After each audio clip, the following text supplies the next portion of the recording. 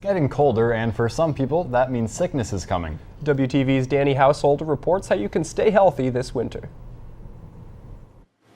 Temperatures are dropping, and Wartburg sophomore Andy Bellamy says that made him sick. But he's not the only one. Noah Health Clinic physician assistant Megan McMillin says sickness has hit Wartburg head on. There's a lot of stuff going around. I've seen a lot of anything from bad colds to strep throats to influenza type symptoms, bronchitis. So how can you avoid getting sick? McMillin says one healthy habit will help you the most: sleeping. McMillin says college students should sleep for 8 to 9 hours every night. She says not sleeping will make the body weaker and more likely to get sick. However, people who don't have time to get enough sleep can still fight sickness when the weather gets cold. Your diet can help you stay healthy this winter, but according to Wartburg's Health and Wellness Director, Don Wiegmann, you'll have to eat more than just big meals. It's very important for energy and for nutrition that they actually eat every 3 to 4 hours. And that doesn't mean a big meal, but it really does mean prepare. Wiegmann says snacking throughout the day will level a person's blood sugar, and she says a steady blood sugar leads to a stronger immune system. So get some sleep, eat a snack, and you won't have to go through this. Reporting for WTV News, I'm Danny Housholder.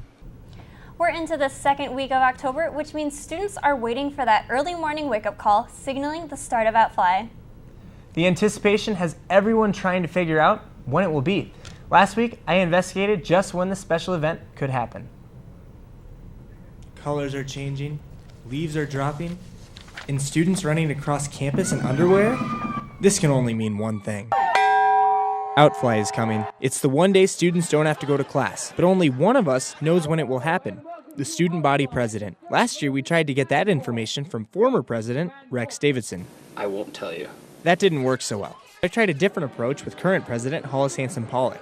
I asked her if students could look for any hints that would give away the date of OutFly. I don't know. I mean, people always see different things and think that they're indicative of OutFly, and so I just kind of let those rumors spread. She won't budge either. But what are the rumors for OutFly's date this year? The weekend after next is homecoming week, so they're not going to do it then. And then the weekend after homecoming is fall break. There's other things like that going around campus. I mean, obviously you're not going to expect it on that day because they're not going to change the schedule. A lot of times there will be other events on campus. From our interviews, most students think OutFly will be this week on a day without any scheduling issues. But according to the student handbook, events are scheduled for the whole week. Of course, OutFly wasn't today, so Monday is a no. On Tuesday, the school has planned a Corporation Education Day. Wednesday is already occupied by volleyball and soccer games. Thursday is scheduled for a Keep On Learning event, and Friday marks the beginning to family weekend festivities. So when will OutFly happen? Your guess is as good as mine.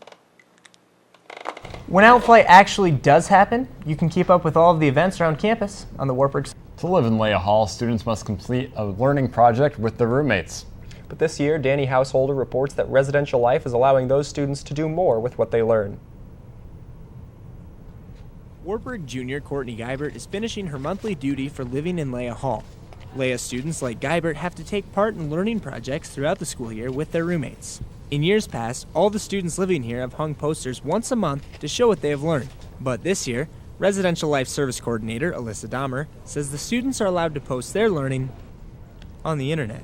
A lot of the suites are going digital format, kind of exploring the blogs and Facebook pages in order to present their research information. Just down the hall from Geibert is Leah 342, one of the rooms that decided to take their learning project online.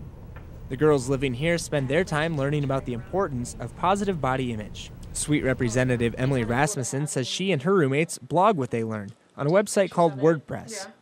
Rasmussen says they chose to do an online project because it lets them work together without meeting together. I think it's a lot easier than trying to get everyone together to create a poster where each of us can take a part every month and log in and do the blog. Rasmussen says that she and her roommates have enjoyed their online learning project so far, and she recommends other Leah rooms to consider taking their work to a digital level. But for now, Dahmer says only a few rooms have taken advantage of the opportunity. Right now that I'm aware of, there are 4, but I know there are a lot of suites that are also considering the opportunity. Dahmer believes more students will post their projects online once they see the advantages of working with the internet. Reporting for WTV News, I'm Danny Housholder. Ringing bells, catchy carols, and shining lights. Christmas is coming, and that means kids are sending out their wish list. So what do they want this holiday? Madden 13 and NCAA 13. I'm hoping I can get an Xbox. New one, a new football. Kids want something to play with. We made a random survey with 10 kids under the age of 12. All of them wanted a game or a toy. But youngsters aren't the only ones asking for gifts.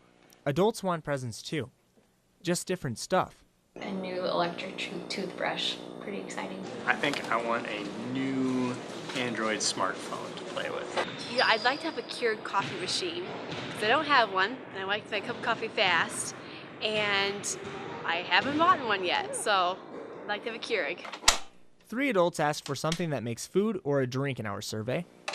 5 asked for electronics, and 2 asked for a new car. It might seem like everyone wants a thing for Christmas, but that's not always the case with one group of people, seniors. Ellen Bauer says now that she's one of the older adults, she wants something more important. Good health for myself, my husband, my children, my grandchildren, that they all remain healthy. He's a super sweetheart. Bauer says some seniors don't want things for Christmas because they have everything they need.